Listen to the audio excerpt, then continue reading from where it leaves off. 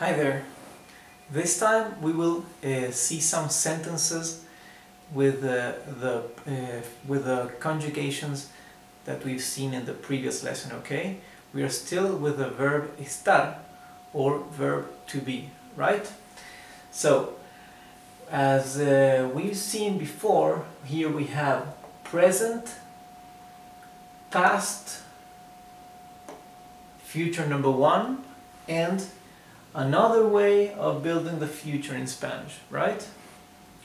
So here I will show you some sentences where we'll be applying these conjugations. We have the first one here. Ellos están juntos. Ellos están juntos.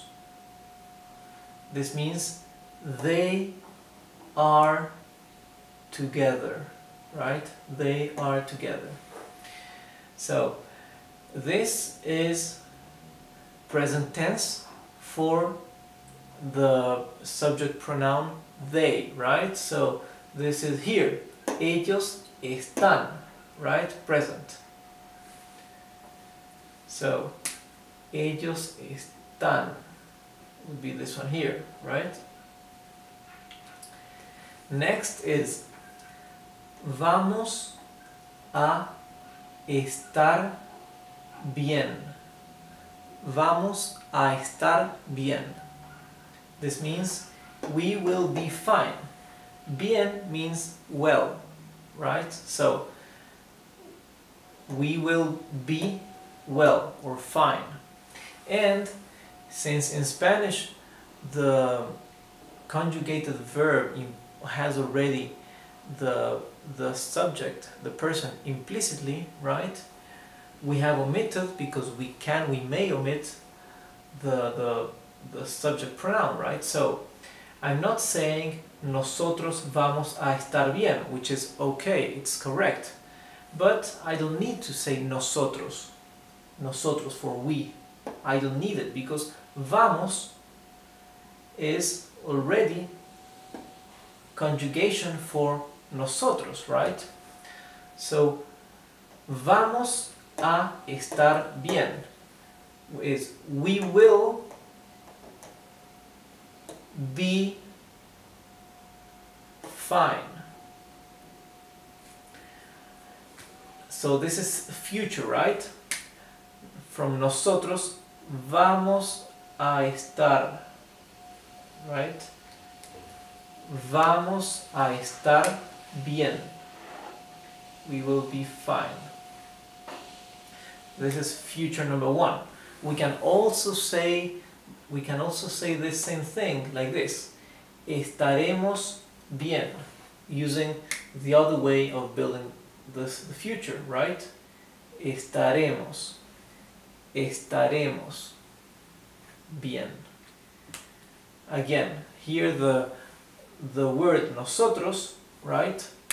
We, the subject pronoun, is already implied. It's understood in the conjugated verb estaremos, so we can omit it as we did here. Estaremos bien is we will be fine. Next, él estuvo aquí ayer. Of course, we can, if we omit here ellos and él, the sentence is still grammatically correct because of the same reason we mentioned here, right? Okay. Él estuvo aquí ayer. It means he was here yesterday. So ayer means yesterday. Aquí means here. Él estuvo aquí ayer. So what's this? This is past, right? Simple past. Él estuvo here. Él estuvo. He was here yesterday. Tú y él estaréis con Juan. This means you and him will be with Juan. So, con means with. And here, let's see, this may be tricky. That's why I chose this example. You and him means, are you already talking about a plural you, right? So the conjugation will be you plural. It will be either vosotros, right, or ustedes. We are talking about what tense? This is future. So here, we are talking about future tense. Vosotros or ustedes. Vosotros or ustedes. Why? Because tú and él is already plural. You and him. So we are talking about vosotros and ustedes here. Let's see. Estaréis would be here. Estaréis. Let's see again. Tú y él estaréis con Juan. You and him will be with Juan. And the other way we can say this same sentence is tú y él vais a estar con Juan. Tú y él vais a estar con Juan. So, if the first one we used future number 2, here we are using future number 1. Vais a estar here. Vais a estar, right?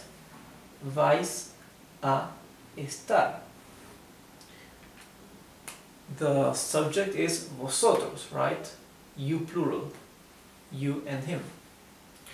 And still we can say this in another way, right? Because here we were using vosotros vais a estar, or vosotros estaréis, which is the way it's spoken in Spain.